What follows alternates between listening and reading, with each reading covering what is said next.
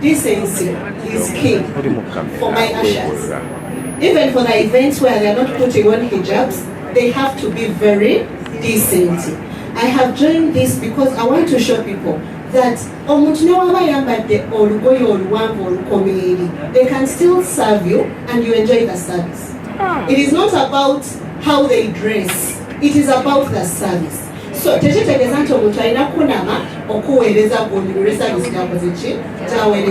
for all the events that I have worked on, one key thing that people feedback that I get is your ushers are very decent. They are very professional. They are very ethical. They know what to do. It is not about the appearance or it is about how they dress, how they present themselves, and how they will serve their clients. So, Hijab Nation, when I did that, I was like, wow, this is a very good opportunity for me to show people that we have ushers in a hijab format, and they will serve you and you will be comfortable with them. So that's what we are not in the bar. Go to the bar if you want to find such things. But if you want to have someone who is decent, someone who is very professional, someone who knows what they are doing at your event, someone again welcoming that guests war. Now we are going to be part of the Hijab Nation. Please come and support us. Come and see abana badeno kwambala bakuwereze nga bali mu hijabu. Tuyina abawala n'abalenzi. Abawala bajja mu hijabs, abalenzi bagenda mu ngoma bayambadde makanzu. So mujje mukirabeko bwemuna mutuwa emikolo mutegeere nti tugenda kujja nga twambadde bulungi ate tubaweereze bulungi. Thank you so much for everyone who is behind this. This was a very brilliant idea, a very great thought. When I mentioned him, I told her, when I love UAE, like it was something that I thought that was coming from abroad. But even as Ugandans, and they are embracing this, I mean, why shouldn't they come on board and support? So that is why Hana Events is here to support Ugandans, but also to show the nation that Toina Kunama or Panagenda Vicente. 31st August, then I will have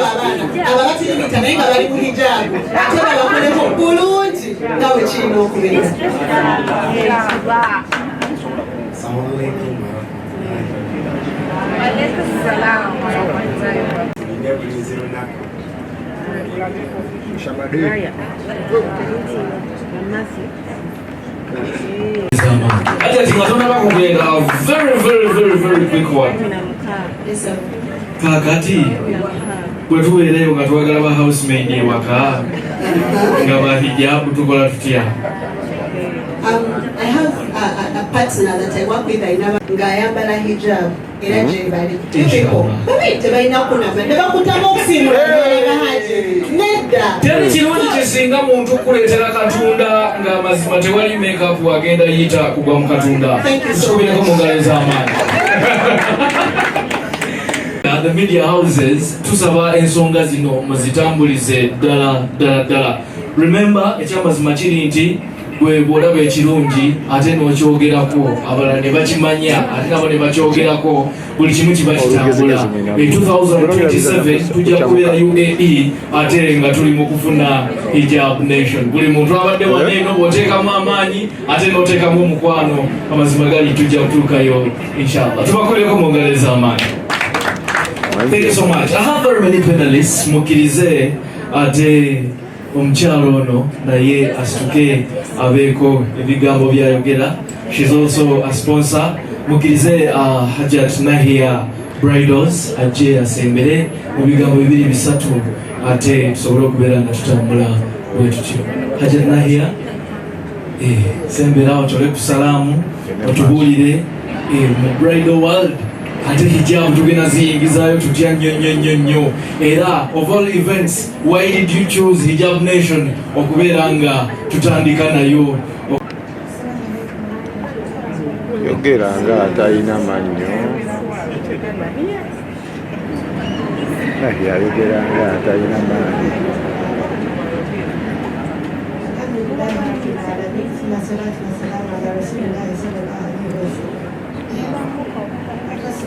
like to thank Allah subhanahu wa ta'ala who has given us life until this day. We pray for his blessings upon Muhammad sallallahu alayhi wa sallam. Thanks to everyone who has managed to make it today, and mostly thank you to organizers of Hijab Nation. Hijab Nation, thank you Shamin, Losh, Rida, and everyone else for making me a part of this. Hijab Nation has very many goals and intentions. It's not meant for only like the Muslims, but Uganda at large. I personally am the CEO of NH Bridals. Abamanyi abamu abatwale ku mikolo egy'enjawulo tukola ku bakyala bakole basiraamu. Takbir! Challenge yaliwo nti abasiraamu abagole abasiraamu balinga tebalina kale kalambe enyambala evaayo obulungi okuportrayinga obusiraamu. So before I started up this business, my aim was to promote modesty in bridals.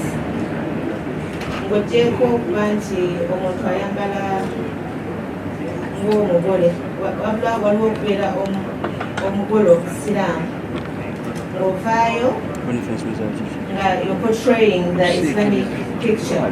Edda abagole abasiraamu kyalina tukusibanga bukaaya, yani ng'abantu abasinga enviiri kale oyinza okusiba kakaaya ku mulundi okusoboka abadde n'okola enviiri, naye nebaza Allah subhanahu wa ta'ala okuba nti right now abawala abasinga n'abakyala oluusi n'abagole abamu nga si basiraamu they've embraced the Islamic culture ey'okwambala naddala ku mikolo. Gawuzi ezisinga zaalinga ziraga emikono nga challenge y'amaanyi ng'omuntu anoonya gawuni ey'obusiraamu nga takola ki nga tagiraba, yani nga yakugattira kuteekamu kamizo naye nefuna ekirowoozo ekyo. So ffe tuleeta gawuzi ez'obusiraamu ddala novaayo nga omugole musiraamu ddala. So challenges zetufuna mu mirimu gino, there are some people who approach us and ask us if what we are going to deliver is really good. But we have the best services, I assure you. We do all bridal services, henna, nail styling, makeup. Erovayo ng'oli mukyala ajjudde ddala obusiraamu. Besides nga tojaginze muntu nti omuntu azze okukolako, because most people they be like bano abazze nga batabuliki. They judge you according to how they're looking at you. However, when you deliver, you get positive feedback from different people. Olaba recommendations ezijja abagole b'omuyambaza nga ofune n'abagole abalala, like really they recommend you because of the good services that you've offered. Nga tebatunulidde nti no oyambala niqab oba oyambala hijab, kyebaba batunulidde ye services gy'okola ki gy'omubawadde. So I thank Hijab Nation for putting up this, because we are going to showcase a lot of things besides of magic kukola abagole, but Hijab Nation has a lot of activities that are going to take place. So all those who are watching, those who are going to take part, nabadde babusabuusa mu kino ekintu grounds, it's on a halal ground. Ng'ogyeko okuba nti omuntu abakyala abasinga bambala ng'ebintu kale yani bibakutte, but the goal in this oba oli awo Allah ayinza okuyisizaako abantu ne bakyusiza ddala mu myambala nga there is what we call the loose hijab, osigadde oyambadde ebintu nga tekikutte naye ng'ovaayo ng'omukyala akola ki omusiraamu, and everyone respects you for that, because abamu bayinza okuba nti no balooza like akakaaya bokka is the modesty thing. No, it goes along with the way you talk, the way you behave in society, with both the men, the women, and the children.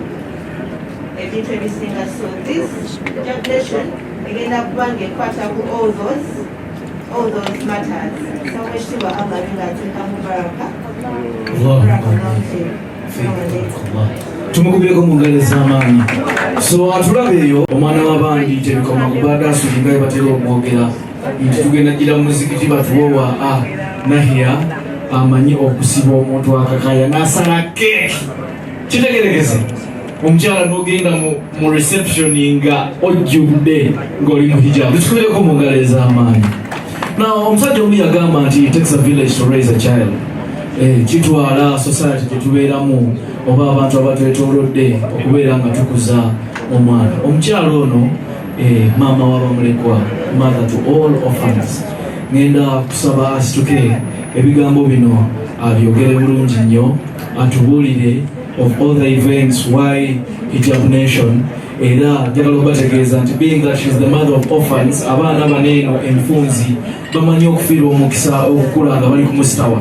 Kitegereka naye kati maama waabwe wabeera nga ate ebintu bya hijabu abimanyi, nga n'ebya modesty abimanyi, nga n'ebyennyambala ennungi abimanyi. Ekyamazima bamulekwa abo bajja kukula nga balina maama abataddemu empisa ennungi ey'okwambala. Si bwe kiri?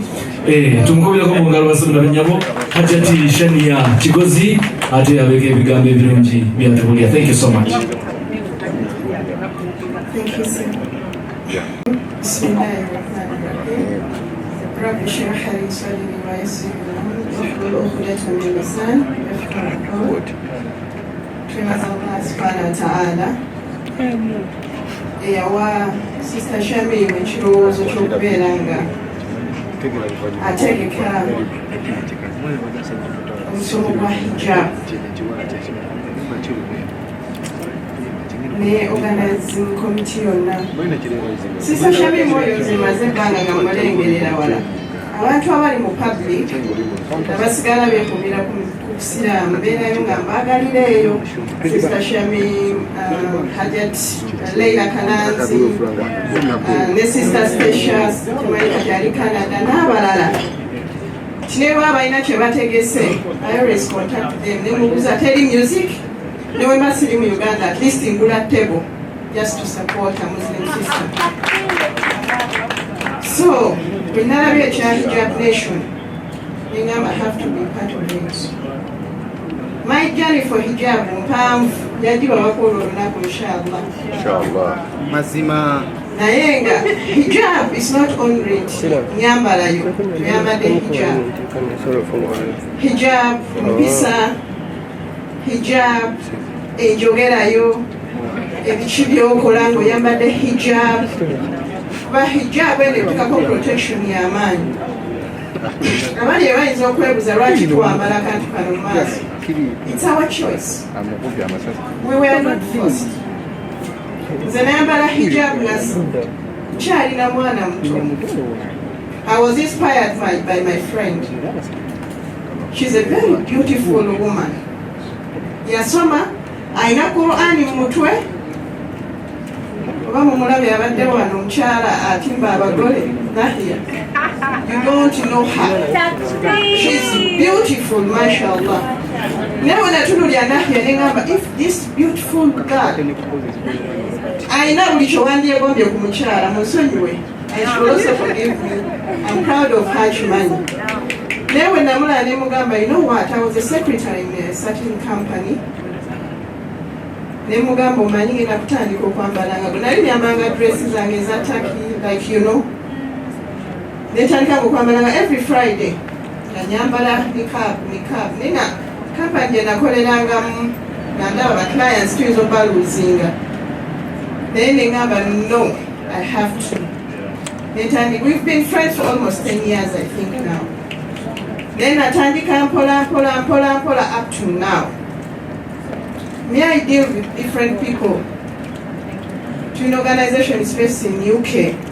Then they bakama bange bonna basajja. Wano company nze nyina n'amasomero nkozesa nnyo abaami kuba abaami tebasumbuwa nnyo. They've never seen my face. Tebamayina wenfaanana bonna n'abantu bonna bendiringa nabo mu nsi ez'enjawulo. So it doesn't mean you have to show your body okubeera kikyoli. Osobola ofuna ebintu byonna by'oyagala ng'asobola okubikuwa nga tebamanyina abantu olabe. It's all about enneeyisaayo ne kikyolina ekyama kyolina ne Katondawo. Osobola tuula n'ogamba Allah has done this for me. Kikyenyinza okukola. Talina musajja asobola ku approachinga ng'oyambala niqab nga mu mutuntu bwatyo byayayo. Omuntu yenna ku approachinga ng'oyambadde hijab abeera muntu mwendalu. Enaku zino baziiza zikoleramu obufe namanya okufuna bahaaji olina okuteekako akakaaya. That's not true. So nebaza ba organizer ba Hijab Nation era nsaba omuntu yenna ali eyo atulaba, please come and join this. Kuba kino ekintu kya busiraamu kiri halal. We are trying to motivate other sisters. Sister Shamimu agambye yaluzinga emirimu ng'ena. Nze naluzinga emirimu mingi because of the way enyambalamu. And even people judge me. Ffe tumayo tuuka mu bifo nga bakuyise n'abanene naye nga abantu bakutunulira bagamba leero kano babakuwa omuzindaalo bako kyoyogera. The way they introduce you batandika okuwa respect. So tulina olaga abantu abo tokwambala hijab osobola obeera omuntu ow'enjawulo. Okwambala hijab osobola obeera CEO wa zi companies. Me, I own schools. I have nyina bingi kabireke naye nga bingi byenyina byenkola naye nga n'emyaka gyange bwengibagamba gyewunyisa naye byonna bikolera mu hijabi yange eno gyemulaba. Bonna abakozi bange tebali amanyi weefaana koze yali yenaalaba kafaananyi kange oba alo byetugenda registeringa n'alaba yakafaananyi but they don't know. So tulina okubeera nga twekkiririzaamu n'okumotivatinga abaana abali eyo abali mu kunyigirizibwa. Abamu tebakkirizibwa kusaala ku mirimu gye mukolera. Abamu babagaana hijab. You don't have to put off your hijab because of money. Allah will provide for you mu ngeri yonna yonna. So thank you so much. Saballa akkirize n'abali eyo mwenna bonna batutaddemu ssente. Tusaba ekintu kino kibuke. Sister Shamimu kye musaba ajja tukolereyo kone conference nga egundi otegekera ekintu bwekiti nga kyabawala bokka. Tujje nga tetulina hijab. Kyasabalala kumanya nti nno okwambala bino tetuli babi tetuli kibuya beautiful naye okubyambala we are reserving our bodies for our husbands. Musajja kyatagala mukyala kubeera nga abisi nakatulanga basajja ekirala mwenna ali wano wowulya kale katugambe nti neweeba necklace ya gold kiri mutu tokisanyukira naye gold bamugjawa gold osobola omusangaawo olina okusima nosima paka wosanga ki which means etubise munda biki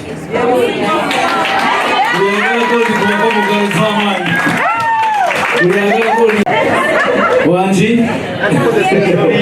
thank you so much. On the 31st of August 2024, bw'oba nayo omwana gw'omanyi nti mulekwa bambi mukwate omukunganye twale enamba y'omukyalo oyo ye mama waabo mulekwa. Tokkiriza mwana kukula nga ali ku street ataayaaya. Ajja aliwa mulekwa nga kikulu. Webale nnyo webale ddala Hajjat Shania Kigozi. With the interest of time, ladies and gentlemen, mukkirize ate tufuneko from one of our sponsors, Jewish Sanctuary, owekitiibwa omwami Hamza Kabalaga ajje atubuulire of all events lwaki yasazeewo n'alonda Hijab Nation. Abantu bali bategeka events ez'enjawulo naye n'asalawo najja ate abeere nga yegatta ku nsonga eno ennungi. Sebo ekitiibwa jangobeke. Waalaikum salaam wa rahmatullahi wa barakatuh. Indeed. Omusajja kyalina akagambo kayogedde osibyeyo olodi oyo amajja nze mwami kapalaga gabanyogedde ekitiibwa sikyewa wabula nkiina omwami wa mukyaliyo nange nayo Masha Allah. naye ebintu bye nagoberera yali nyambala era nebaza katonda nti basically engaffe nga kambo olwatukunta tufu and this was the thing we didn't look back because who they want to be part of this now we are empowering the sisters of ours for our confidence kidala abantu basobola okutegeera obusiramu nyambalayo batokunamye okusanyusiza muntu. So basically for us, that's why we are here. Era tuwasuubiza nti twagala abantu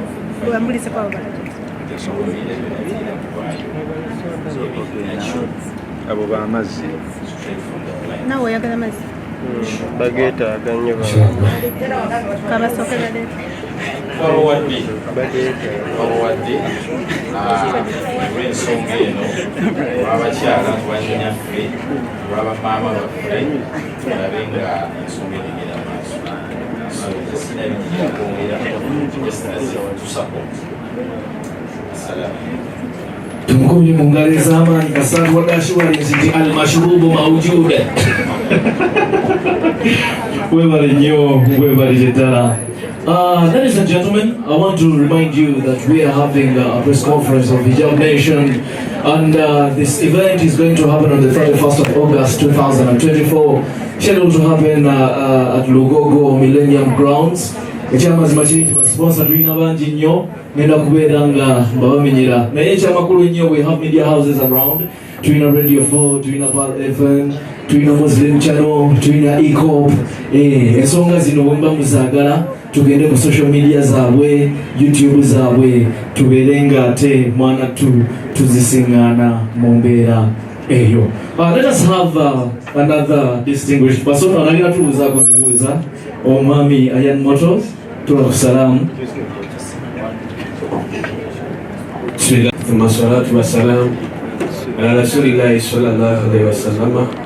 Amma ba'd. Assalamu alaikum wa rahmatullahi wa barakatuh. Wa alaikum assalam wa rahmatullahi wa barakatuh. Obubaka obwange bwakwebaza bwebaza omukyala Shamim okuvaayo n'otegeerekera Hijab Nation. So tuli basanyufu nga ffe Ayan Motors tugenda wagira bwagizi. Mwande mabega wa mukwano gwange omunagamba ate gwe waayani olina kugula tebe y'obukadde n'omukadde sebo ndi mabegawo wano mbadde mpita obuyisi ngenda kunywa kacaayi negwenzize naye nagamba bwe ndengedde ng'ofira nkoito Hijab Nation negamba sijja kuba wa mutima mubi kanzija ate mbeerewo ng'omujulizi ate Hijab Nation egulawo ekintu kino inshaallah tusaba alasema omukisa akitwale mu maaso n'abakyala bannaye ono mujjenga mukikoze bulungi twagala tulabe hijabu nga ziza mpozi n'akasembayo bahaji abasiraamu n'abalala simanyi naye abakyala bafe bannaye mubategeeze bambale bulungi hijabu zikyukemu. Omukyala ogenda n'omulaba nga ayambadde hijabu naye nga ekyamazima erabika si hijabu. Hijabu ng'etiise tuleetera okunkenge tutambula ffenna mu kibuga tukyala so nasaba agimukambuwale agibakaluba neyanza nakulabya hijabu wakazi ashukidde ddala hijabu ntuufu nyo so tusaba abakyala hijabu muzigule nga ntuufu kuolo hajja Shamimu abakyala bagire mu hijabu entuufu balema ate tuteerawo mbeera ate tujja mu mbeera tukyakalana maama. Assalamu alaikum warahmatullahi wabarakatuh. Wa alaikum salaam wa rahmatullahi wa barakatuh. Omukyala ng'oli wano wekubireko mu ngalo ez'amaanyi nga tokyayambala hijabu, oyambala hijabu.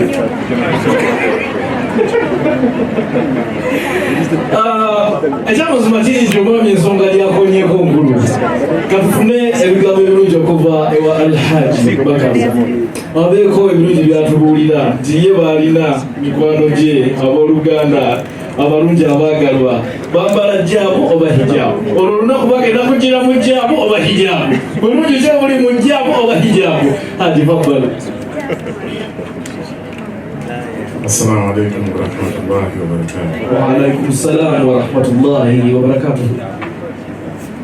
Tandika okujja okwogera wano naye obuugeera kuddako n'ofuna eyakulabye edda n'akugamba nti Eriya wakaya mirengedde naye neyanzizza okuba nti agambye nti kyeyalabye kirabika kyategadde weyanzizza bane yabuteesiteesi ab'ensonga eno twala omukisa muno okubeebaza ennyo ddala ensi tetugenzeemu nsi yabwononefu era bw'oba oyagala okulaba abantu abo esociety bwefaanana batugamba nti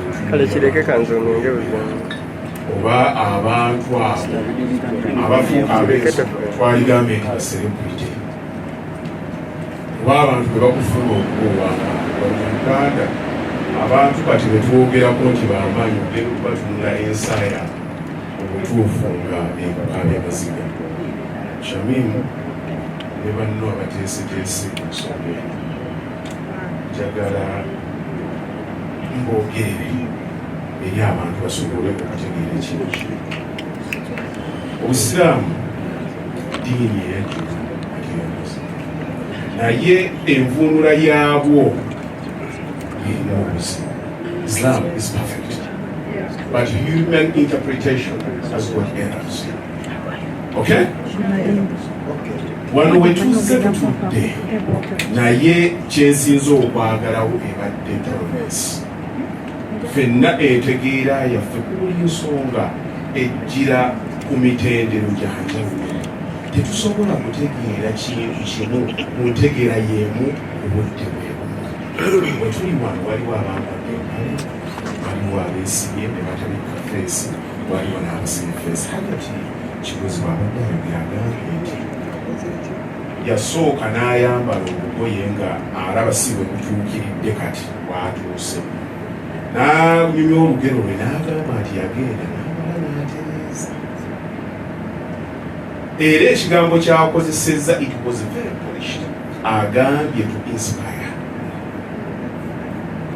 Faith. Okukkiriza it is set of rules z'omala okukkiriza. Obuzibu bwe tulina kutandika kukwasisa bantu mateeka mu bulamu bw'omuntu tebateeka tteeka. Ekintu kino nkyogedde emirundi mingi naye abantu tebakitegeera. Abantu bateesa, bw'oteesa n'onnyonnyola omuntu n'akitegeera. Omuntu ekintu ky'ayagala bw'akitegeera akikola. Bw'akikola ogenda kulaba nga mwateeka etteeka ate nga temutegedde nti mukoze eki, nti muteresa etteeka. Buli lw'otandika okulagira omuntu akola ekintu nga takitegedde tasobola kukyagala. Tasobola kukikola lwa nsonga nti aba takikoze eki, takyagadde. Ate okukyagala kuva mu kukitegeera. Kakati bano hijabuzabazesa naye njagala mumanye nti balina olugero lwabwe. Nze genda nentunulira bannyinaze. Waliwo lumu lwe twakyankalanamuko ku baana naye nze ndi controversial era baseeka abamu banziruka bambeera wala naye nze eddiini ngitambuliramu naye I apply common sense. Okutegeera kwange Mukama muyamba. Abakyala bano bannyinaze bonna kati beesiba bulungi nnyo ng'omukyala omusaamu bwakola ki bwabeera naye nzeyo ne mbajjukiza nti twayitawa okutuuka we tuli olwaleero. Ogenda okulaba nga bayitako mu budinisa nga balina gye bakola ki gye balaga naye olwaleero nga bakimbe naye bagamba kaakati stage gye mutuuseeko yakutegeera. Kaakati kye tuliko tuzze kutegeeza bannaffe bulungi bwakyo. Bano abaana Bashamimu bwe mulaba si be batuukiridde byo mu ddiini nti be basembayo. Abalala abatuukiridde baluwa okubanga be batuyise olwaleero tubenga tugenda kutandika ekintu kya hijabu. Kakati buvunaanyizibwa bwaffe okutegeera obunafu bwabwe naye tusiime ebirungi byabwe. Omuntu yenna omutegeevu butategeera bw'atategeera kitegeeza naawe obutegeevu bwo tebulina kyebukuyambye. Tuyambagane mu kumanya tusobole okutegeera. Shamimu, Farida, mwenda temwatandikanga mwambala ezo hijaabu, mugenze musenvula. Nze ekinnuma mu umma yaffe onaasonyiwa kajeti kibozi kankyogere ye muntu aba agguse ku ludda lw'eri n'agaana okujja okuweereza munno omugwa mu mpolampola amutegeeza amusike amusembeze. We call that radicalism. Sijja kusemberera Haji Bakaluba lwansonga nti doctrine ye sigikkiririzaamu. Bw'otandika ekyo kitegeeza nti okumanyako tebulina kyekuyambye. Kyetuliko eno tutandise ku preachinga tusanga abanyikira abatandise okuba nga bayingira n'abatannaba, era kyekigenda ffenna ng'ennaku z'omwezi 31 August tusembeze abakyala bambadde ebirugavu, abaami nga bambadde byeru. Shamimu, nze nabadde nina kuba mu Europe naye okujjako nga Allah ateeseewo enteekateeka endala kuba nze planinga ate naye n'ateekawo ebirala. Genda kubeera Lugogo ku Millennium Round, tubeere ffenna tusanyuke, tuyige abakuba taikondo babeerewo. Obusiraamu kino kyebwetaaga ate naba kutegeera muyamba akole ki? Ategeere omuntu. Nze banaye nabeera e Bungereza, munansonyiwa ndabika nangazemu abaana abaakolanga ebintu ebitali mu busiraamu babanga baana b'abasiraamu nnyo wano. Kitegeeza abaana abo tebabaagazisa, tebabategeeza, naye baateeka mateeka. Tuyambala bwotyo ogenda kubeera mpola mpola. Shamimu kalidda luwaffe tumwegire kyakoze kiremye abalala. Bw'abanga gyali gyakolera Katemba wa Mukola naye ng'akakaya akyakateeseeko, gwe bw'oba onoonya omusiraamu omubi ennyo otandikira ku Shamimu. Waliyo abalala bangi nnyo. Kakati mwabagenda okulaba ne kino mu kikube obwo bugenda kubeera butamanya. Kyakozeeko kyatandikiddeko kyetugenda okutandikirako. Ate nsaba Allah tusaasira eneebeera entandikwa y'ekyo ekinene nnyo, naye mu byonna twaniriza atanaba kutuuka wetuli tumusembeze, kuba buli bw'otandika okubanga oyogera n'olredi abakikola, omuzungu agamba you are talking to the already converted. Bw'oba oyogera n'abo bokka ate abakkiriza edda ate oba olina mugaso ki? Kuba oba tokyasika. Shamimu kyakola olwaleero kyakukola ki? Tusisinkaneyo ng'asatu. Wa alaikum salaam wa rahmatullahi wa barakatuh. Tumwogere engalo ez'amaanyi.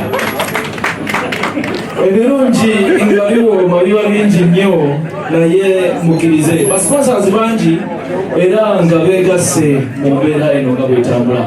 Tulina CEO owa Bukhari Medicine Wanononga Kafuru Latingu musawo mukujjajaba shitaani zonna ezibasumbuwa. Simanya mpulira ekintu kinnesimbi, simanya senga wange akoze atya, simanya mwana wa neighbor. Sheikh Bukhari akola ki? Era ngenda kumusaba asituke mu bigambo bye birungi nga amaliriza okwogera ku Hijab Nation, obulungi obuli mu hijabu oba hijabu, masha Allah. Ne Bukhari Medicine nayo alyogere ku Katonda n'olunaku olwo lwennyini nga 31 insha Allah tujje nga tukimanyi, togenda kubuuka ddagala. Ojja kulibuuka alibuukulule Sheikh waali. Tafadhali Sheikh. So sikuwe bigambo byoyogera.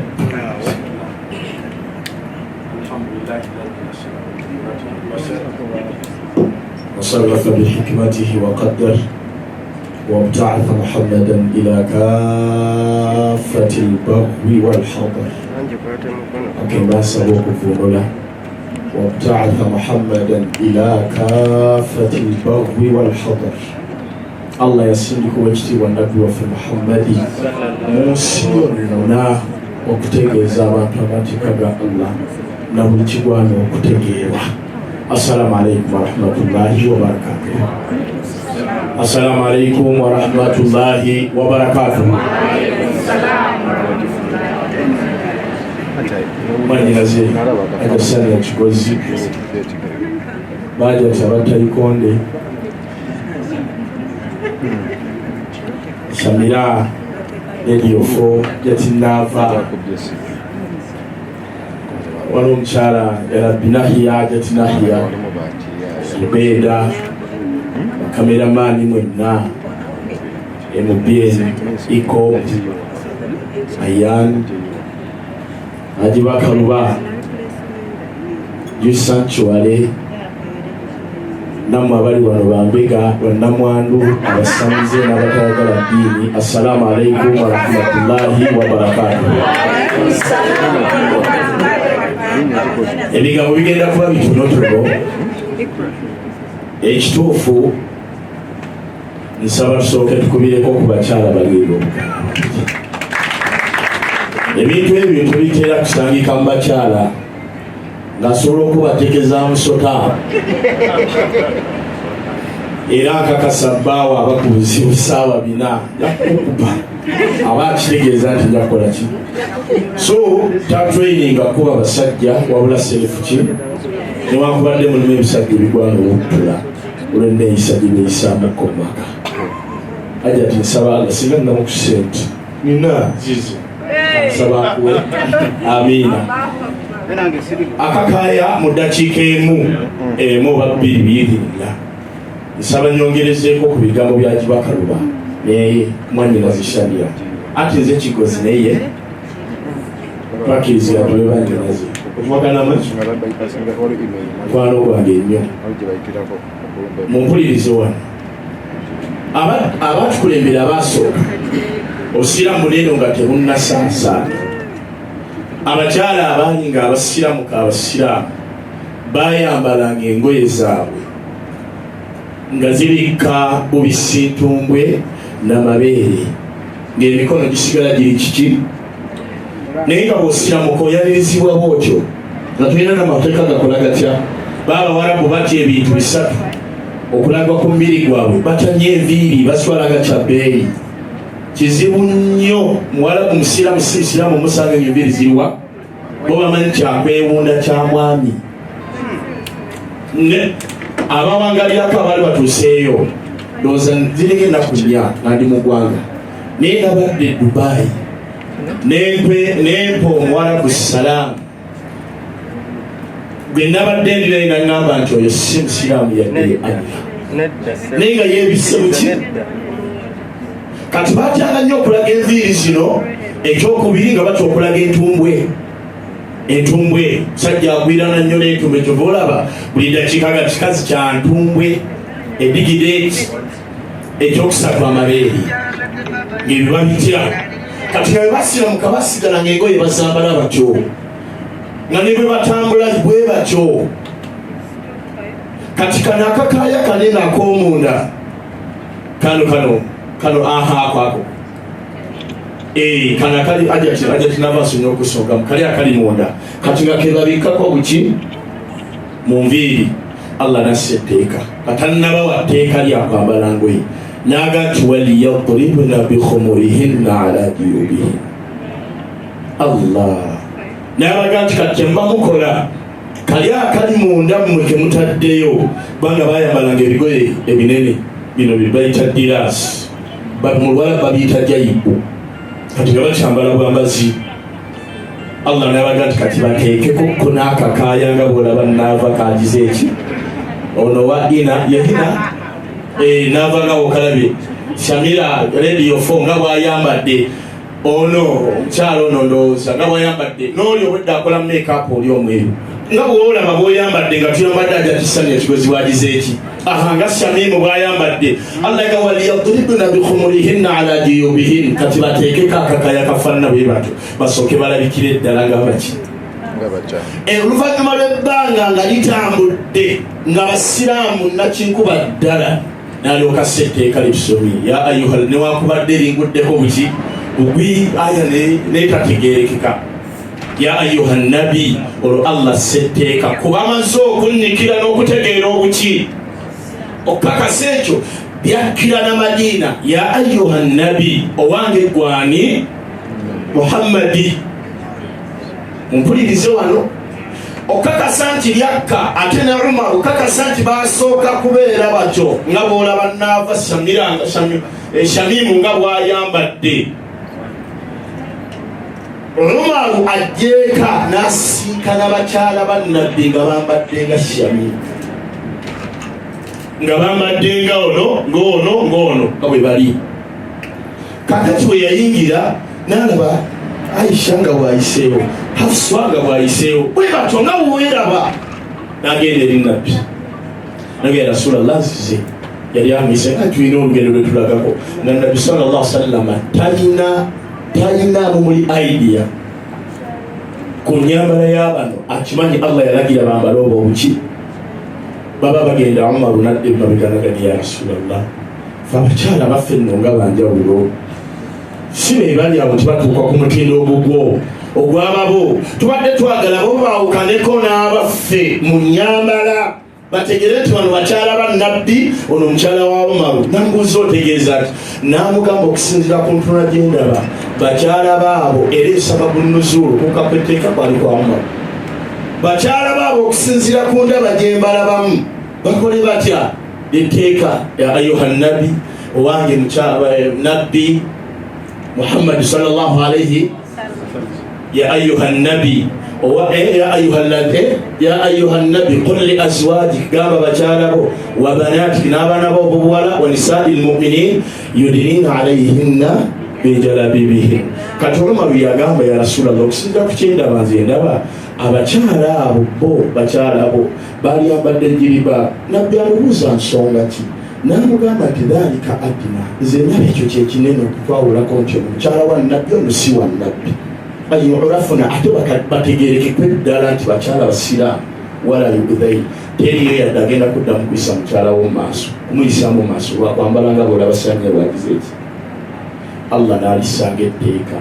Kati waba Umaru alasenga bakyala be abatali banjawulo kati bifuuse eki?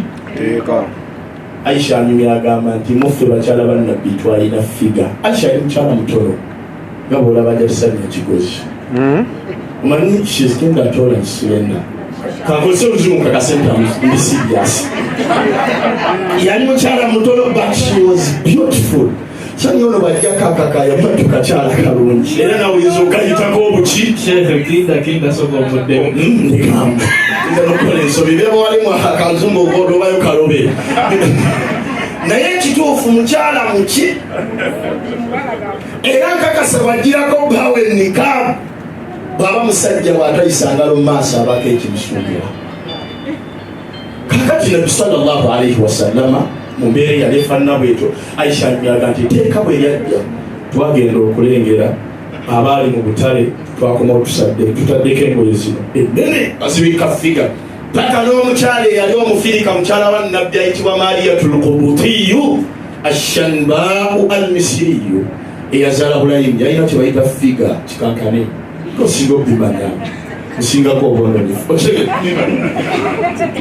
mulani bine. Kati bonna bamulinda banayo enfiga zayitanga bamulinda balabe bonna bagenda okwetegereza nga tolina bw'olaba nti munda mulimu ekikwatagana figa nga yambadde kimufitimu kimuyiseeko bwekiti naye ng'ebiri munda.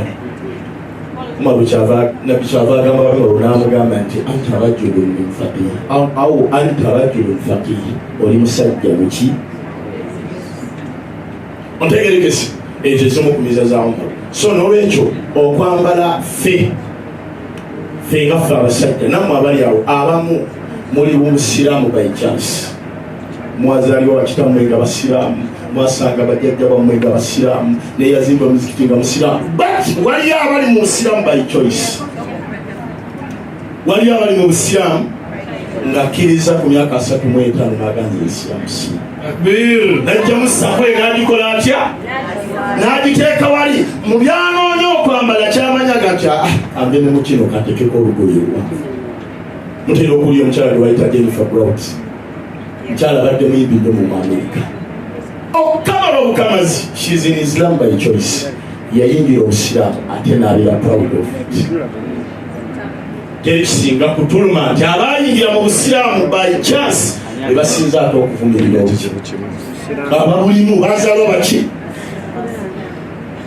kambawo ekintu kimu abakyala baddala mu abawala bali ku midiya bw'oba owulira obusiraamu bukutamye tobwagala please tugambe Shamimu kwebaza okulepuka n'akawala kali akakulepula erinnya lidduka n'olwana tiimu kaki katugambe nze obusiraamu nabukola ki nakuvaamu kiki kyolina si ekyamaanyi ekituufu abakyala abasiraamu balabika buki nagasijja kajjako n'abawagira oli omuwala kijja simujjukira linnya okakasanja kituufu talina kyali nerinnya tulyerabira Shamimu eryo kuliddukira zakire sikyabidduma mu mmanyi abo baana mu mbeera ey'okuba nti fe obusiraamu bwe bwaffe wallahi twalwana Shamimu n'alwana ate kino kyategesa nti bakabula kigenda kwongera abalabemu muteekamu ennugu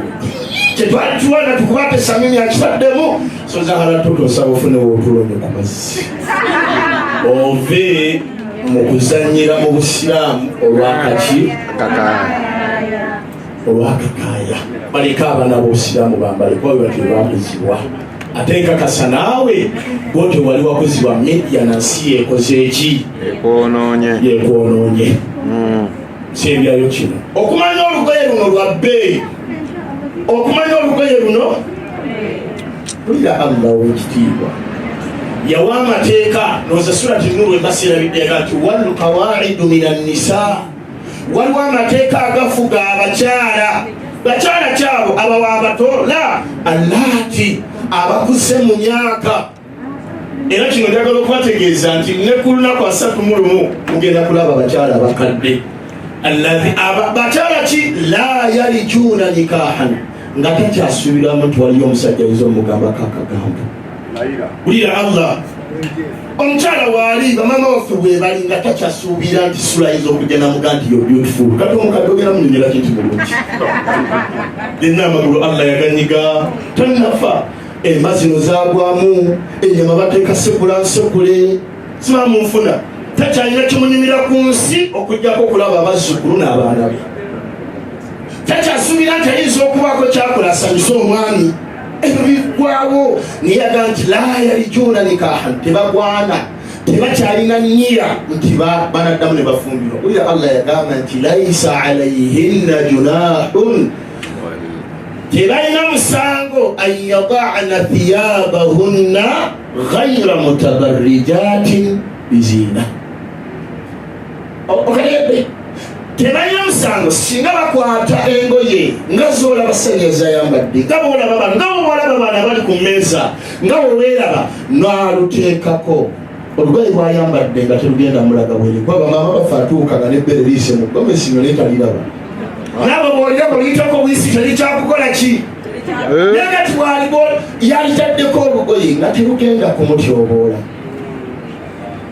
lwaki ate gwe akyalina ebikangakanga ate otufuukira ekizibu ebikompola so nsaba Shamimu ogume ebigenda okuddako oluvannyuma lw'eno press conference byebingi naddala muffe bamaseeka bigenda okuzitowako negwe nkumanyi totera kupowa totera bigenda kuzitowa eno bidya eno sibya tusooke tulaga abantu nti obusiraamu bulina kuba ku top naye mwe temwongerezaako mwe ba comment sectioners kituufu nange nakyalo tekigwana busiraamu jjo twambala abanayogera boogere wallahi Allah yudafiu alladhina amanu Allah wali okudduukirira abo abasazeewo okuteeka mu nkola amateeka age ajja kudduukirira Shamimu Allahumma amin mukkirize ebigambo byange tebitera kuba biwanvu ate lwaleero biwanvuyemu lwa nsonga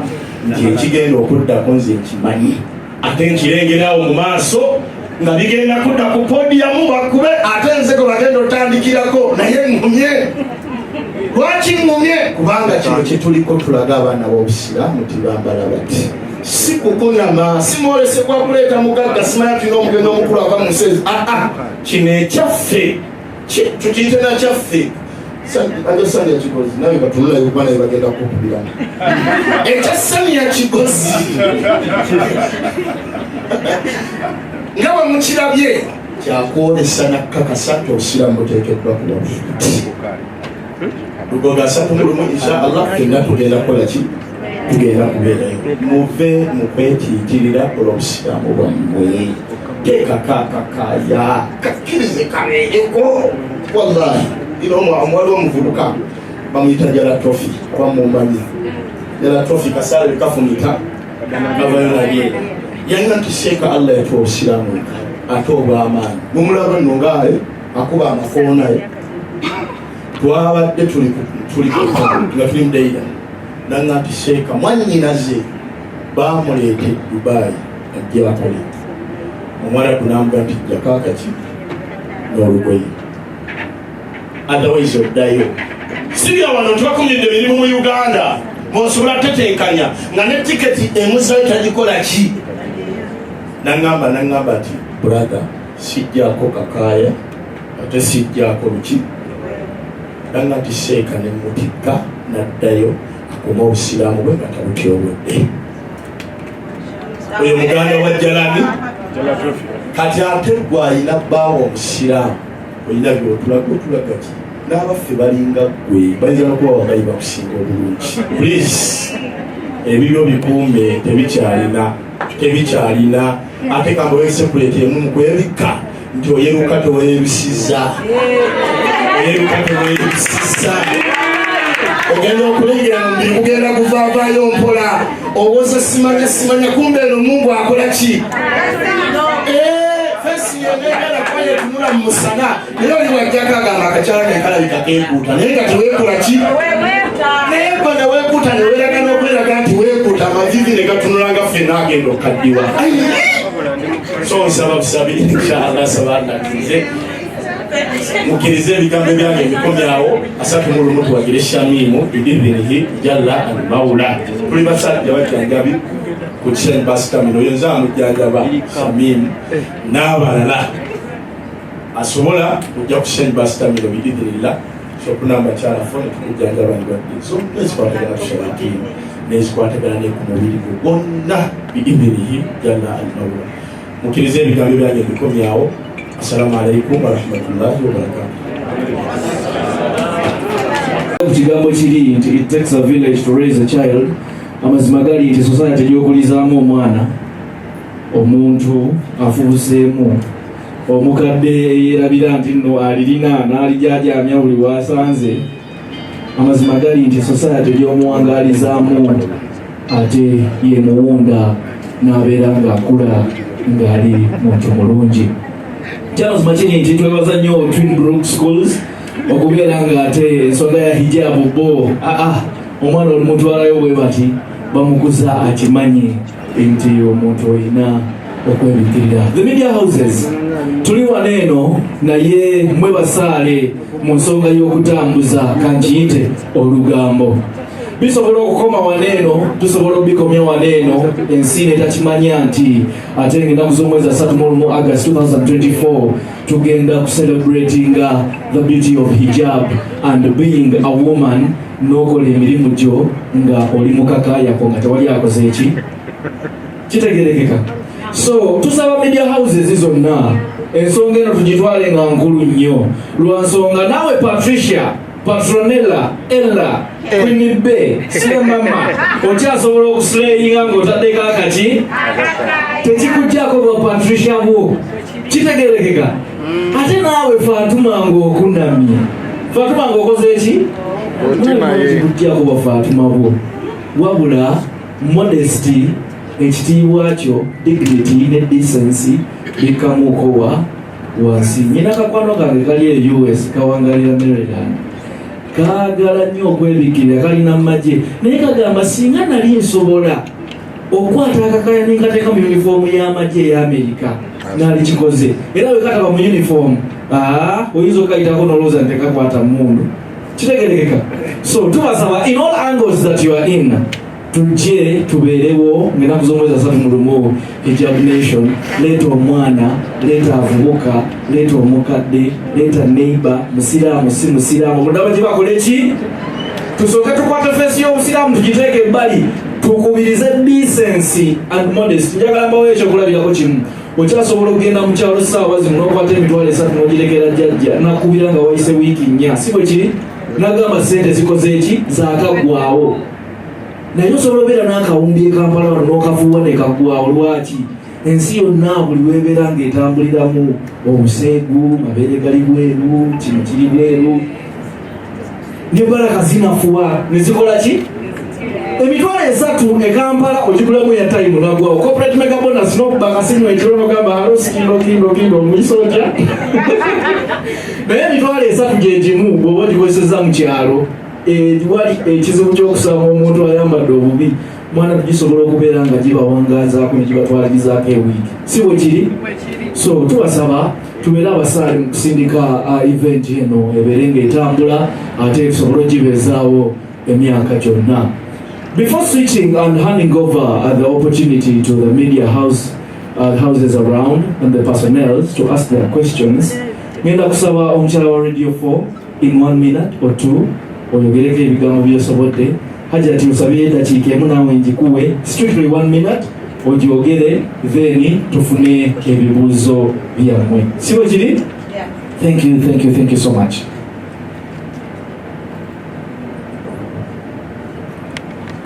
Fenga Radio 4 tuli basanyufu nnyo okubeera nga tuli part of this, era nga njagala okutegeeza nti ne bw'obeera bwe bakuwa ekirabo nga kiri open nga tebakisabise bulungi olwedde oba otegedde kyekikuweereddwa, naye bwe bakuwa ekirabo nga kirwapingiddwa muli oba weegomba n'ogamba bannange oba bampadde ki so ng'oyagala okukisomolola omanye ki kye bakuwadde. So n'olw'ensonga eyo kitegeeza nti omukyala yenna bw'aba ayambadde bulungi nga yeebikkiridde, ate buli muntu aba yeebuuza aba ayagala okumanya omukyala oyo. So n'olw'ensonga eyo Shamim tukwebaza okubeera nga wabayo neno idea, ate era neneebaza nnyo ne Radio 4 okubeera nga eri part of this.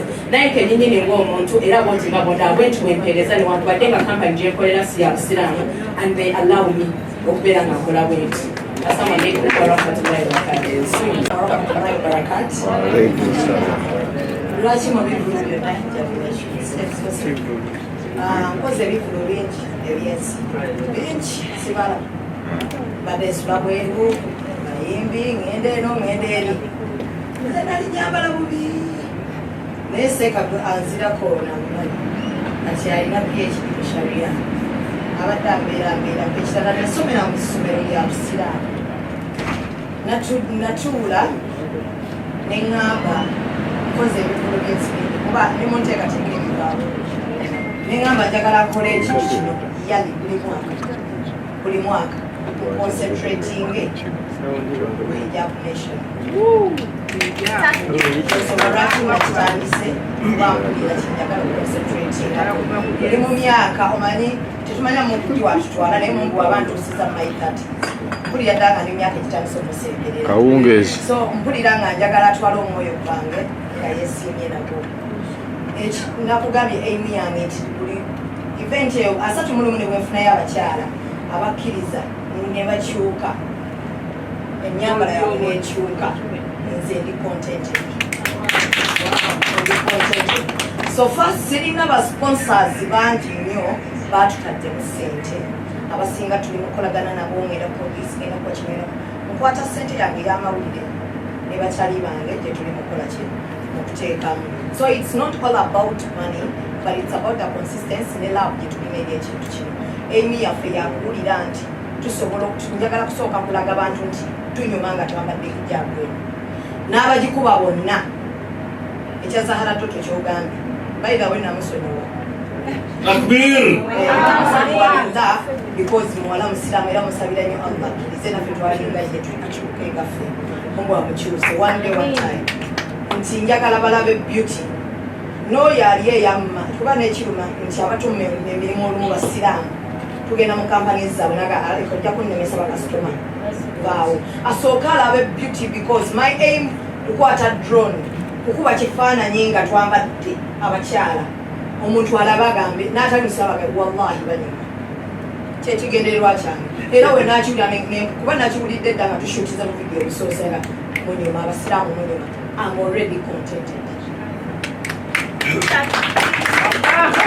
Thank you so much. Wayagala okuwakana era adda nansasira nentegeera ddiini yange munansonyiwa okuba nga nyambadde bwenti obanga nyinza obanga enviri tezenkanyenkanye kuba byebimu ku bye nasooka okusoma. Ekibuuzo kyenjagala obuuza nandikibuuzizza ndowooza nga nyambalidde ddala nga naye kankibuuze ku lwabo abali mu songera ddala muze era gwe bwe ŋŋamba kakati ekibuuzo kyange abakyala bambala hijab balabika bulungi era tubaagala nnyo naye omuvubuka nga ggwe yandyagadde okunoonya omukyala ki oyo naye abasinga bambala hijab ate basikirize olunsi omusajja olwokuba nti alina ssente mulowooze senti tuukiridde n'alema oluusi okugenda n'omuvubuka nga ggwe ali mu levoze kati embeera bwetyo ereetera omuntu nga ggwe okulowooza nti oba osaanidde kubeera nga weeyisanga oli ono omukyala asobole okukola ki okukukkiriza. Kitegeeza nti omuvubuka ali ku mustawa ajja kufuna obuzibu bunene nnyo okufuna omukyala ng'ono omuwala ng'oyo oba omuwala ali mu hijaabu nga muwala mulungi alabika bulungi kubanga omuwala oyo alaba nga yeinvestinzemu kinene yeetaaga omusajja ng'alinga kale kaŋŋambe nti Haji Bakaluba oba abasinga batuuka ne ku levo ebeera nga Yesu ayambadde hijaabu naye ng'omusajja ne wanaaba si musiraamu naye ng'alina ssente ajja mukkiriza.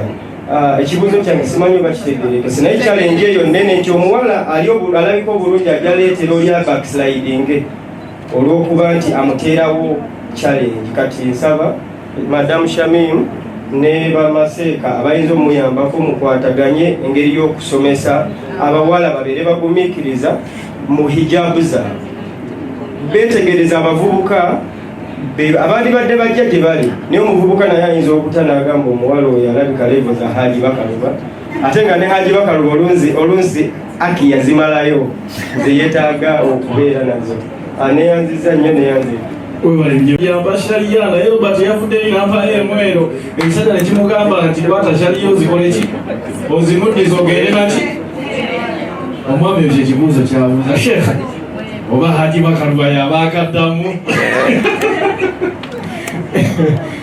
Assalamu alaikum warahmatullahi wabarakatuh. Wa alaikum salaam warahmatullahi. Ekisooka okulabika obulungi ku mukyala si musango bw'aba asobodde okweteekamu akasente nga ye okusikiriza bwe yabaze si muki so naye abeera ne choice mu mbeera y'omusajja yenna nti musiraamu. Si kirungi kulowooza nti omukyala ajja kwagala b'amakanzu naye abeera naganze nja kufumbira musajja musiraamu ng'alabika bulungi newakubadde tali muki. Abasinga okalubizibu okuwasa okutuwa abakyala be bamaseeka waletiwaiza ekituufu tubeera wansi ate naye abamwenkanya okugenda n'ekyo kyaba akoze eki si musango era tegubeerangako muki. Kati oyinza okuva eri nebyokuzanyalo okuba tolinamu sente wepakire kusanya oba naye butya bapakasadda balinamu kale kambawe ekyokulabirako kali akawala kali Fatuma Ali kanase kankyetegereza twali ku mukolo gwe gumu nkyetegereza naye buli antuukirira ndaba naye njakufumbirwa musiraamu kanankwetanakanjemera Fatuma kati kyokka kaba mu byako nga kataddeko ki akakaya naye agaseka njakufumbirwa musiraamu kkiriza gaana naffe genda mu ndabirwamu gwe musajja oggemu engoye zo zonna omuwulire owekanakana nga gwe kenyini yeetunuulidde oti tetuba na figa y'omusajja wa tegerekese tuvula abafiira kwa Haji Bakaluba naye nga bwinga amusinga olwobulungi naye sente zemusinga kale inshallah tukole ekikulu tuvuddeyo tukole omukyalo oyo ajja kusiima mu mbeera yonna kuba nabo baagala kulabika buki bagala kulabika bulungi. Aja abadde amuwasaliyako nakalaba aja ajja muwasaliya yakola nsobi okuva ku saliya agende nemweru ya pita kubanga ebintu byensi bineno bisabu standard. UBP yali akajja nga tujanjawaza kati yuno kyojja BP tetukyalikola ki kati kirizagana at least beera proud of your being. Giro obeera n'oyo atannakuwa mu mbeera y'obufumbo oba oli awo muli n'oba n'okyankalana kuba mwe kyankalanya nnyo lwambeera oddaatera ku busiraamu. Kansabe Shamimu yeebale kugumiikiriza na kubeerawo n'ebbigo mu mbeera yonna.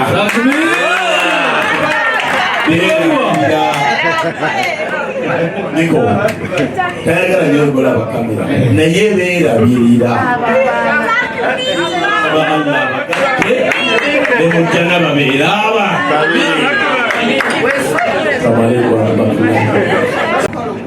hijab, right? Allah subhanahu wa ta'ala mu Surah Al-Ahzab yatugamba Sheikh yajogedde n'agamba Allah subhanahu wa ta'ala yagamba nabbi tigamba bakyala bo bambale jalabibi, right? Kati we batambadde jalabibi abamu oba tukitwale ku sharia ebyo byawula. So sister yategese yagambye hijab. When we talk about hijab laba nga basinga wano bwe bambadde. So brother yawula fashion ne hijab. Abo abantu boolaba baba mu fashion kuba ojja kwekanga nti wagenda muzikiti abanika lesuke naye nze wano wentwalwe sitasobola tuuka masiki otuuka ntankirawo kola ki. So temubitabula ebintu ebyo mu byawuli eyo teba hijab. Hijab entuufu teyina kulaga bode yo. Hijab entuufu omukyala bode yo eba teyina kulaga, teyina kubeera light, buli kimu ekikyo kibeera kiri munda. Sheikh wedde asomesa bulungi n'agamba nti waliwo omukyala wa nabbi yalina figa nga eyitamu nnyo naye buli omu yamulinda yagenda olaba nga figa tekola ki nga tekyalabika. So please mu byawule hijab ne fashion, so that's not hijab.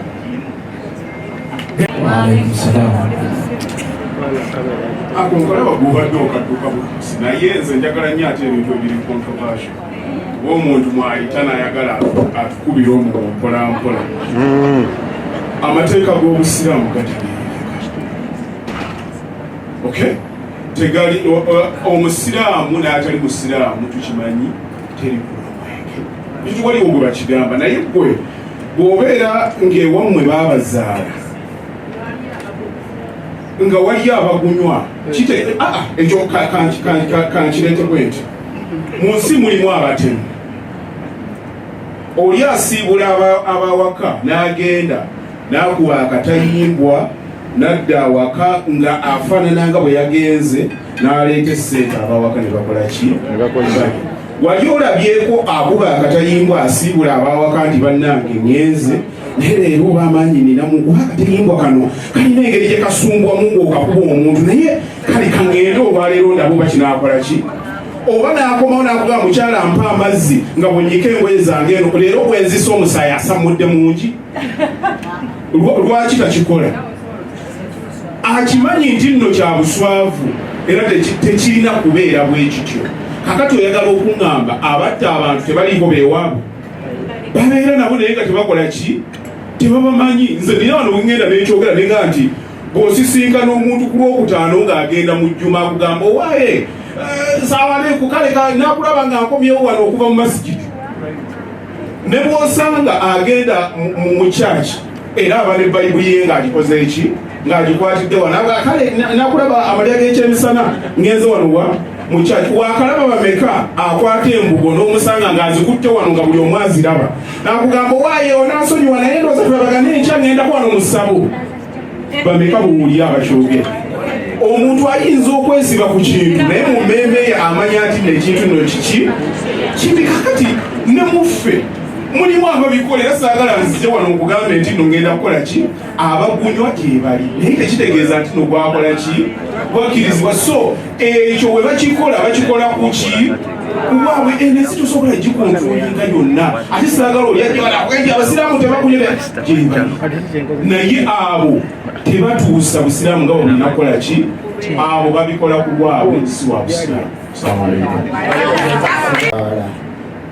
ne bava mu mabaala mu kaseera k'ekisiibo oba akalamanzaani ekisooka nga bwakimanyi nti kibi aba akwatiddwa Katonda w'ensonyi, aba akwatiddwa Katonda we sokombiri eragire omwoyo guli ogulagira obubi Ibirisi ebesibiddwa nakkiriza ate naye yali musindise genda ebegize eki era waliwo era togamba nti babavuddeyo baba tebavuddeyo era mulimu abasigalayo nga basimbukira ku ppete walagi tegerekese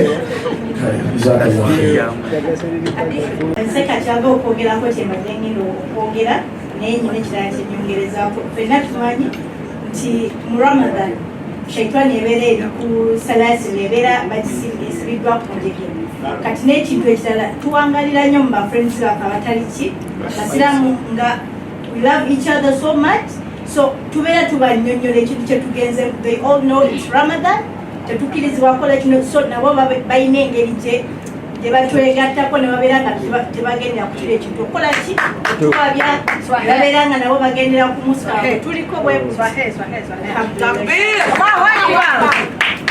Salama bin Abdulmajid Omar Kawesa Mulumba ery'omwami ekibuzo kyembuuza mwena mukiwulire bulungi bannamawulire mukikwate bulungi kozi bonna babeere nga bakitegeera baseeka tubasaba tubeegayiridde mutusaasire wallahi tujja ne tubasaba mwegatte ku bintu bino ebyobusiraamu engeri gyozzeemu nze nyinza okuba nyambadde webati not perfectly dressed naye ndi hajjabi naye seka n'omugamba jangu tulina ekintu kya busiraamu bwekiti wallahi ne batajja lawsamahtu tubeegayiridde mutuzeemu amaanyi we mutajja bani abagenda okujja kuba kino ekintu kyaffe buli we mutajja ne bali muba temubawa murala ejja mu kintu kino tubeegayiridde nkiwandoboza wonna mukiwulidde era mugenda kwetaba mu kintu kino tubeegayiridde lawsamahtu kibuuzizza njagala kwongereza kibigambo bya Haji Bakaluba bannayiffe n'obusiraamu tetutegeera kyekimu ajati tetutegeera kyekiki waliwo kabaako okulabirako omusomesa wabeera mu kiraasi omusomesa asobola okusomesa newabaawo ategeererawo newabaawo ataategeera ng'omwana munne yamuddiddemu newabaawo ategeera nga wayisa akaki kati ate era waliwo ategeera nga ne pepe ewedde najjukira nga bamwendeekize kategerekese pepe ewedde ye najjukira nti yali ategeeza atya kambawo ekyokulabirako ebyamufuluma ekyo mwabiraba ebyaliwo waliwo seeke yategeera nti okukyazako seeke okujja wano kyabadde kirungi nga nemufuti amaze okugenda oluvannyuma lwa wiiki naga ate nno wattu nakola nsobya okwogera ekigambo kino kaakati ne kino tojja kusuubira nti bonna balajja nga bwe nkugambye bonna bagenda kukikuba naye ffe tuli kutya wallahi tuli wamu bamaseeka mwenna tubasaba nze ayimidde maaso ga muze Hamza Bukhari atatiitiranye bakyakubira bigambo mbasaba mujje tuwagire mwannyinaffe Shamim kano kakabagamba okumanya Shamim yakikoze towerimbika baseeka bagenda kubawa kaadi zammwe for free mujje abawadde bamaseeka okujja fo Shamim kikyotakidde baseeka ne juisi bwali nemmere bwali ndiwamusase Kazuba Lusali Katumba twegaseeko ekyo kyokka kikakasa bukakasa tine bamaseeka bagenda kujja inshallah for free bagenda kukuwa kadi yo je banze temukuyiwa mbeegayiridde jazakumullahu khaira bahaji mfakito kakasa ndi gyetuli ennaku z'omwezi 25 badde ngira kusimbula okuva Lunyenda Makka omwezi ogw'omunaana ndi mukontakitinga kopatana wano antwalira abaki abalamazi nze nsigale wano ngende mukashami.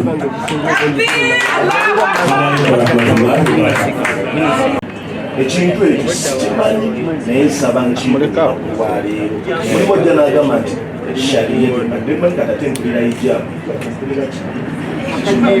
then ekibuuzo ekirala shali waliyo n'abaali naye mpulira kino ekibuuzo kirala kiamategesi abantu bategesa ebivulu oli najja nasasula ttebe ya miliyoni 3 miliyoni 3 ezo omuntu asuulire kooki ku ttebe eyo kugira kooki emitwalo 10 agenda funa kikusembezeza asasule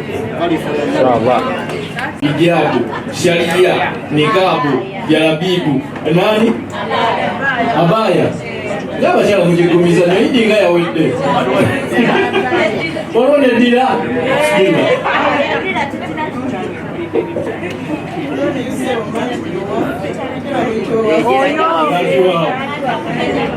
I think Sharia kigambo ti okwambala wetti twefoloweza Sharia law ti abantu bo bebakisaawo nga bo wamanya nti oba oyambadde booti oba ofoloweza amateeka gaki hijab, jilbab, jalabib byeno byenyambadde ssebo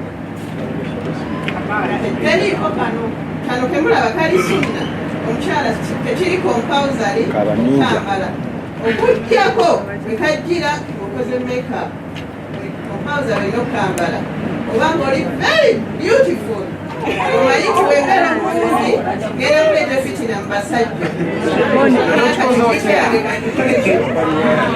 abamu n'omwami ayinza okusaba nti akwadi kulungi omukazi wange okusaba okateekeko enjawulo eri awo nti sharia test kigambo kubeera nga tulina amateeka g'obusiraamu naye nga hijabu kwekwambala fuli eweyisa era nga kyoyambadde n'obeera nga n'enjogerayo yenyini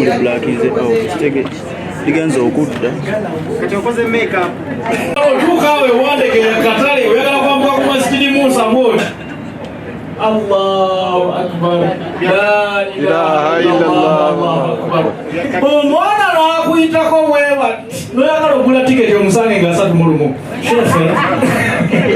ngenda kusaba mu bigambo ebirungi osituke obuuze kubatulaba ate obeke ebigambo ebirungi byoyogera ku hijabu era okowolerawo mashekha abasigaddeyo ate bajje ne bashekati baabwe bahajjati baabwe bakyala baabwe n'abaana baabwe ennaku z'omwezi 3 mu lumu agasi webale nnyo ebateddala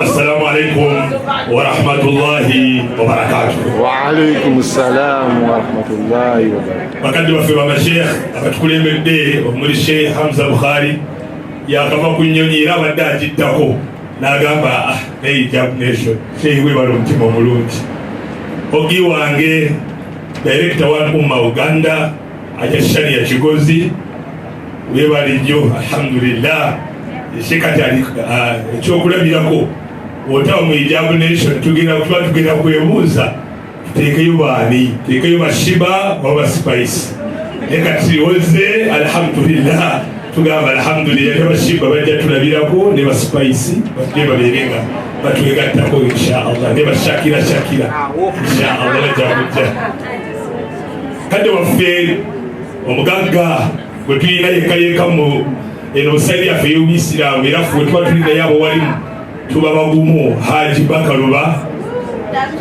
Haji Yasi tatulekeredde Sekimwangi webale nnyo kubeera nga ebintu by'obusiraamu tetulekeredde n'otegeera nti nno obuntu bw'obusiraamu ate olina okubeera nga oteekamu ate ne weesitukira abagagga abamu bateekamu luteesi nga tomulabye agamba baseeka abatadde Bajeti mwenda abali wano ajati atukulembedde ajati Shamim Mayanja mukwano gwange my sister na mwenda bannamawulire ab'ebitiibwa bannamawulire tubemirizaamu nnyo singa Allah subhanahu wa ta'ala yagera nga bannamawulire tumuliiwo ate ffe twaliriddewa bannamawulire mwekubireko engalo mukulu mulimu gw'amaanyi mututeeka tukasuka naffe Allah n'atugerera ntulire eyo. Barakallahu fiikum wa jazakumullahu khayra. Bannamawulire tubaagala nnyo namwenna bahajjati proud hijabi proud muslima baneka myongere bawe salaamu kubanga tetamiiza. Assalamu alaikum wa rahmatullahi wa barakatuhu. Olunaku olwaleero Sheikh Hamza Bukhari si lwakusomesa lwabula bwakukowoola buli musiraamu ali eyo kakati waliwo tugenda okubajakingira abeeyita ba Imani Kali baneze ebyobusiraamu ku Afirika neeyo tuwabeerawo bya busiraamu ugundi eyo tuwabeerawo bya busiraamu kati wetwagala tulabire proud hijabi abasiraamu bahaji bahajati ennaku z'omwezi 31 ogw'omunaana. Banne twerekereze ebitutawanya bingi naye twerekereze tuleetewo ku bahajati baffe mu bintu ebifaanaganako bwe biti. Era tulabire ddala mu mukyala Zubadi bwatwa efaanana ensawo ye. Mukyala Haji Yasin bwatwa afaanana mukyala Sheikh Hamza Bukhari bajje mu hijabu nation nga bambadde ate abaana obusiraamu bambala mmwe. Tunakuba balungi ng'ajja kiwatu gambe kyali ya kigozi balungi ate wabambala banyuma. Ayo tebera mu Luzumba tegaseka tuwasoma. They look courageous. Malimbalinguas.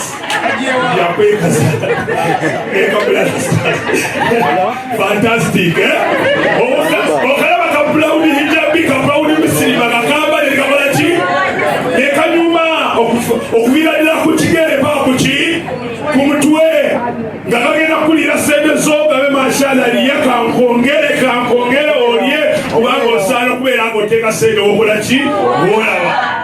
Banne tuteeke sente bwe tulaba abakyala tubatambuzeeko ennaku z'omwezi 31 omwezi ogw'omunaana tubaleeteko buno busente ng'ogenda nakulya ate onyumirwe ate tumanyagane ate tubeere ne connections ez'enjawulo connections naye omukyala n'akufumbira okuva ku mwaka napaka ku mwaka naye ng'abeera mu kisenge kimu tavaamu watambudde nnyo atambulira mu ddiiro wabakola akakomera n'atambulako wabweru w'ennyumba kakomerakomera bwatyo nga yeebuzaabuza tambuzaako mukyalawo omulekeko awutu ennaku z'omwezi 31 omwezi ogw'omunaana. Nange ngenda kwekata ne Hamza Bukhari tubadde mu August tukutulumba naye tujja kugenda tujja kusigala e Uganda kino kibeere nga kibeera nga kikuba inshallah. Barakallahu fikum wa jazakumullahu khairan. Njagala okwebazaako ensusu ajetushamye mbayanja. Barakallahu fikum. Webale tulowoleza ng'abasiraamu otulowoleza n'otekera abasiraamu twe tulina okubeera n'obeera musiraamu n'olowolereza kati tulabe ani agenda okugambayo kayali agambayo kakatwala tumulabe ennaku z'omwezi 31 agambeyo tulabe aleeta mu gapu zaffe waliwo bamaseekaseeka basoma bwina tetaliiyo munda bida mwereke mu bida naffe tujja nabo muli bida kubanga tumala omulembe gwa nabbi sallallahu alaihi wasallam nange ndi bida kakati ogamba bida oba bida jangolayo ku bida empya ezigenda okwongera mu busiraamu inshallah ndowooza nga 31 muttafaqun alayhi fe baseeka ffenna tujja kujja ne haki zaffe ffenna tubeere nga tujja tubaleetako awutu inshallah. Rabbana taqabbal minna innaka anta samiul alim wa tub alaina ya maulana innaka anta tawwabur rahim. Hijabu nation kalijiweddu wa buli ajeekondako yagenda ate abantu tugenda kujjusa abantu مدم آمين. اللهم يا دائم الأبد الموس بلا مدد المقوي النفوس بلا مدد المولى بلا ولد الأحد الصمد الذي لم يلد ولم يولد ولم يكن له كفوا أحد. مدم آمين أنا ماليزا. اللهم بارك إجاب نيشن. اللهم انصر إجاب نيشن. اللهم افتح لنا في حجاب نيشن. اللهم ارزقنا في حجاب نيشن.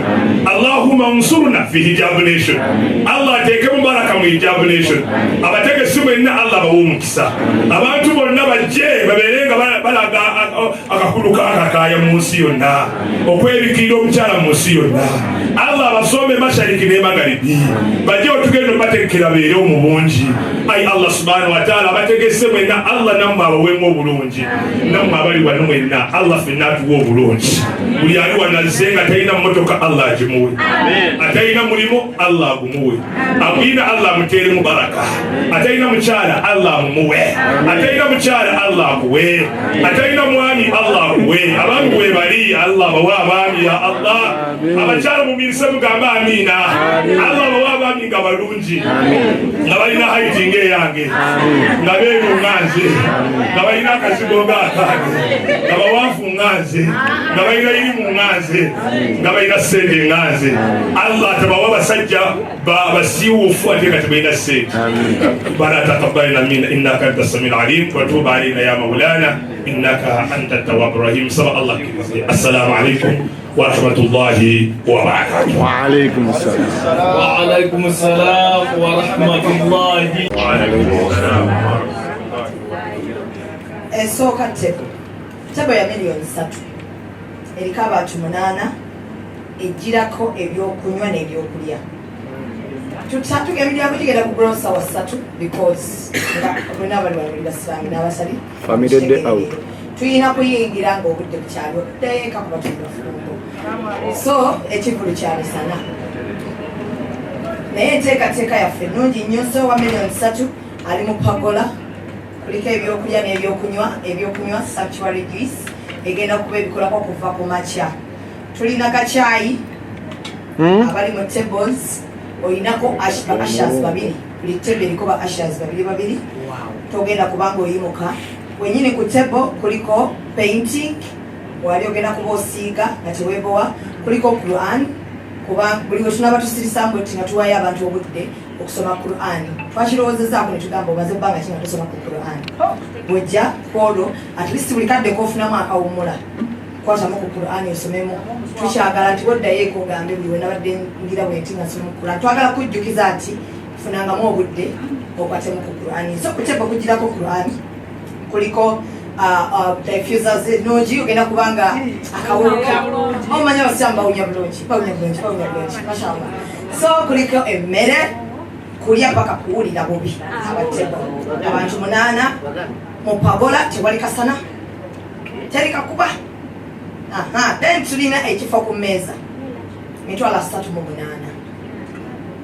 ekifo ku mmeeza ye muntu asobola kula ekifo nga taguze mmeeza namba n'agulako seat era naawe oba oli mu mmeeza so biri byonna obikola ki obifuna owa VIP ow'emitwalo 10 agenda kutuula bulungi ine majulisi we simanyi majulisi nkinyonyole ziba nga byakungundi za wansi bw'olina kakatto nga weesigamye bulungi nnyo era ebyokulya ogenda kubigula buguzi ogenda tugenda tula kiwarabu tetwagala kulimbira nebyokulya owe10 agenda kula bigule naye agenda kuba atudde okujjako nga tufunye ngaajwakaba nagamba mbawadde ebyokulya bye10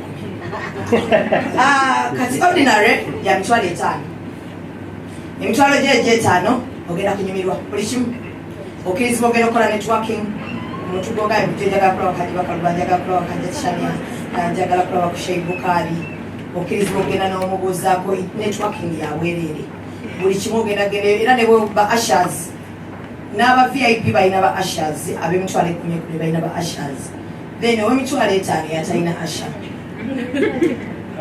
talina asha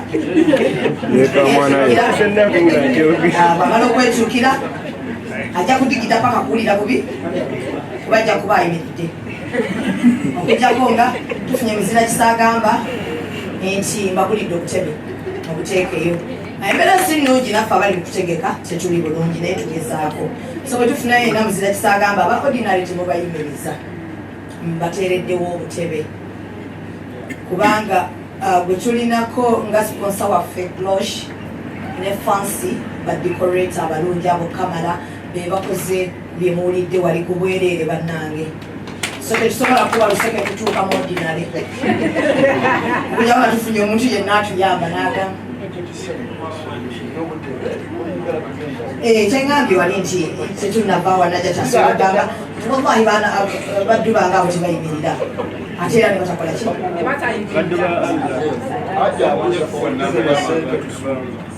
nsuubira omutwalo gw'abantu naye sotugamba haji nti buliddeyo abantu bwe batusoofuna era nemuzira tusagamba nga ayani n'agamba abalala wallahi tebamirira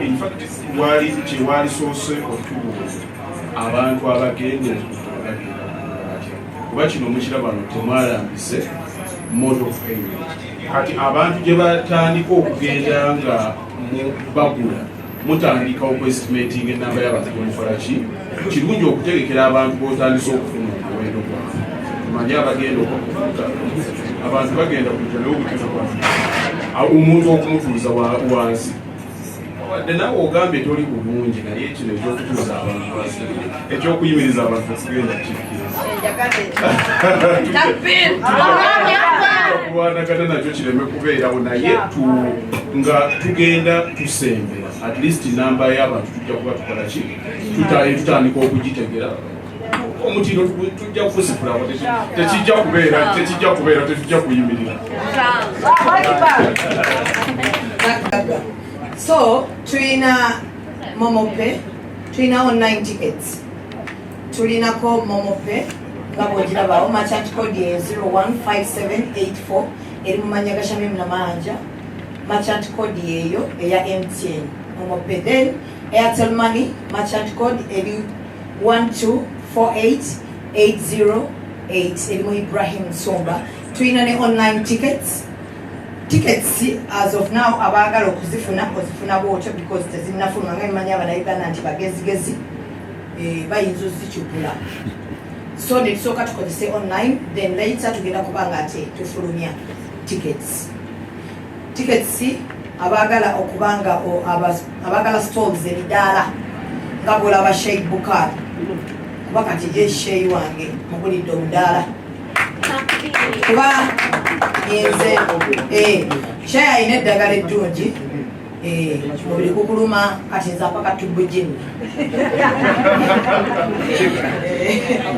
apaka tubujini tambula nako musawo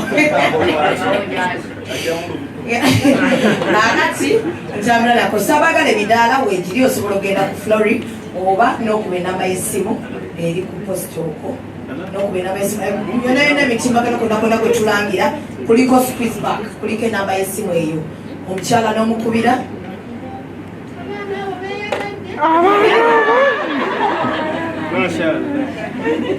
so osobola okubamu enamba y'essimu ate nobeeranga obukinga stolyo bannange abakyala networking mujje tu networking please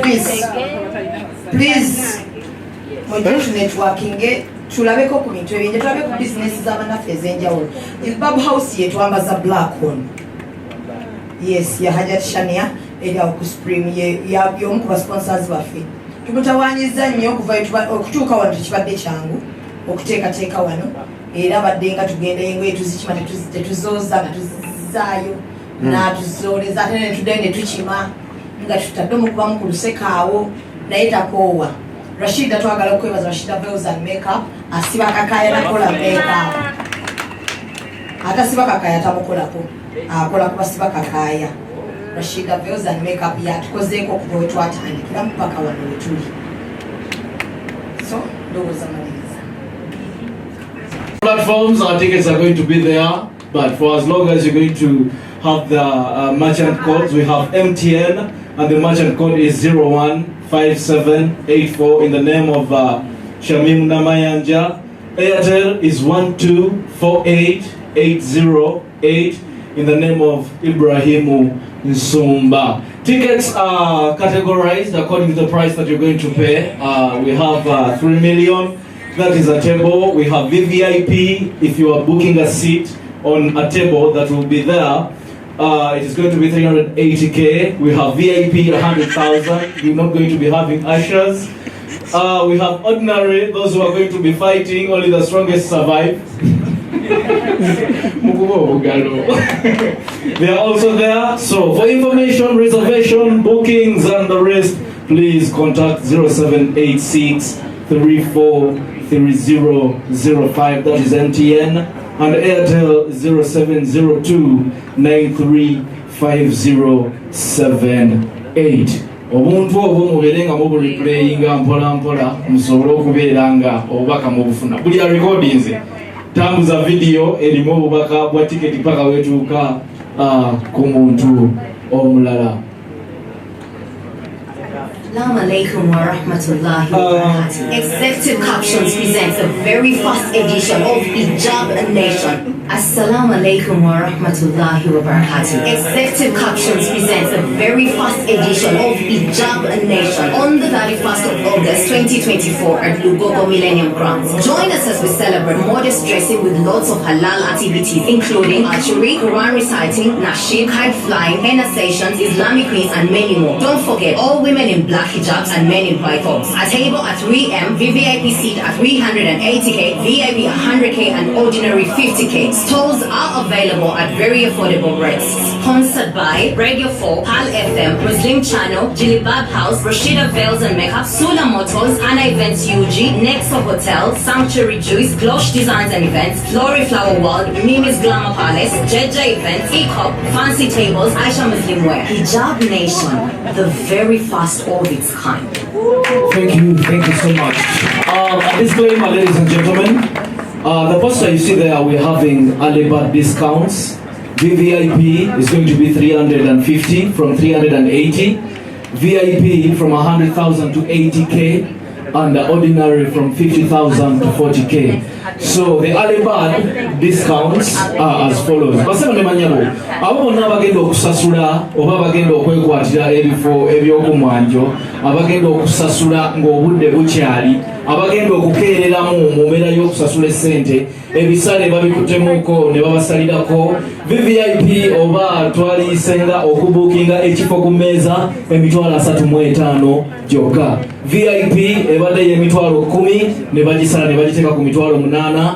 Ordinary ebadde y'emitwalo 5 ne bagisala ne bagiteeka ku mitwalo 4. Mujjukire ennaku z'omwezi 3 mu August 2024 tugenda kubeera Lugogo Millennium Grounds. Mujje tujjuze Lugogo, tugenda kunyumirwa tarabu tuzimanyi, tugenda kufuna women Quran recitation, abakyala bagenda kutusomeramu ko Qur'ani, tugenda kufuna amataali, bakhalifa bagenda kubeerayo, tugenda kubeera n'amataali okava mu soundi, comedy agenda kubeerayo, drama, skates and play, fashion runway, kite flying, painting, Islamic quiz. Ojeba kubuuze nti waaye omubaka sallallahu alayhi wasallama mukyala kye yamuyonsa ofutukere okubewo ansa Alhaji Bakalubajje akwate musawo akuwe kyeke ngeri bulanka wewandikireko sente zoyagala tukikubire mu ngalo ez'amaanyi.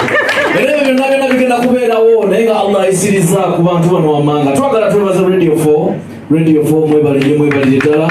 Twagala twebaze PAL FM mwebale kubeera nga mugasa amaanyi. Jeje Sounds and Events bagenda beera nga batuteekamu soundi gye muwulira obulungi ennyo. Muslim Channel bagenda kubeera nga webali bulungi nnyo. Memories buli kimu bagenda kikwata, oli waddemba okubeerawo n'ogamba kanzeeyo ke mabega ndabe kameka kanozeeyo bakakutte. Muslim Channel egenda kubeerawo. ECOP nabo tebalutumidde mwana bagenda kubeerawo bulungi nnyo. Rashida Veils and Makeup abakyala mwenna studio egenda kubeerawo. Oli waddemba okujja n'ogamba Ayan Motors yanguzize emmotoka naye mbadde nzija bwe bati ka ensine kansukkako obungi nekakunayiika. Rashida waali agenda kubeera ng'akuzzaako omukono mu mbeera efaanana bwetyo. Twinbrook Schools abaana tetubajjayo ku masomero, baba bagenda beera ku masomero naye fe abazadde tujje tusobole okubeera ng'ate tubeerawo. Jilbab House mukyala ng'olyayo ng'owulira abaya yayite lyabikola nyinza okubeera eyo nga bakuba bagande akala kalungi bwe katyo. Jilbab House weeri jangu ofune hijabu nga ya black bulungi esobola okubeerako bwe design oba silver naye for as long as it is bulaka ng'ekirevu kya Alhaji Bakaluba. Assalamu alaikum. Sanctuary Juice wasanga banyabo bagenda kubeera nga batugonze emimiro gyaffe, bagenda tuwa ka juice akatambula obulungi olunaku olwo mwebale nnyo. Bismillah. Assalamu alaikum warahmatullahi wabarakatuh. Kasomesa Sheikh Ali Kachope omulangira w'ebulima kwanu bange koze naye musalamu kyalite salamu naye nanga ateekamu bwato sekaliso oyo ne bwe muyita ntya akimanyi lwakimu Shekhali Kachope oyo bwabagaba teyeegabya kakasa Shamimu badde tumumanyi omumanyi bomanyi abagagga yakakoma wali talimu Ali Kachope omulangira wa Bunyolo. Salam. Assalamu alaikum.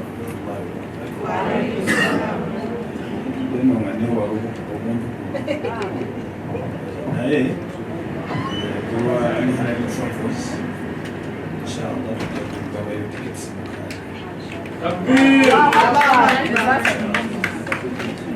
kuba alihana travels yafuna tickets